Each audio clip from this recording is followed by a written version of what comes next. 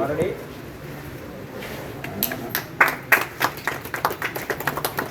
ശരി, കുട്ടിത്താനൊക്കെ അറിയാലേ. പച്ച, ചുവപ്പ്, ഓറഞ്ച് പല വർണ്ണങ്ങളിൽ പുട്ടുകൾ ആവി പറത്തി കുറ്റിയിൽ നിന്ന് പുറത്തു വന്നപ്പോൾ കണ്ടുനിന്നവരുടെ കണ്ണുകൾ അത്ഭുതത്താൽ വിടർന്നു. ഗുരുവായൂർ നഗരസഭ ചെയർപേഴ്സൺ സുനിത അരവിന്ദനാണ് ഒരു മാജിക്കുകാരിയെപ്പോലെ പല വർണ്ണങ്ങളിലുള്ള പുട്ടുകളെ പുട്ടുകുറ്റിയിൽ നിന്ന് പുറത്തെടുത്തത്. ജീവ ഗുരുവായൂർ ഒരുക്കിയ സൗജന്യ പാചക പഠന കളരിയിലാണ് ചെയർപേഴ്സൺ കണ്ടുനിന്നവരിൽ അത്ഭുതം നിറച്ചത്. വെള്ള നിറത്തിലെ പുട്ടുകൾ മാത്രം കണ്ടു പരിചയിച്ചവർക്ക് ബഹുവർണ്ണ പുട്ടുകൾ കാഴ്ചയുടെ പുത്തൻ അനുഭവമായി.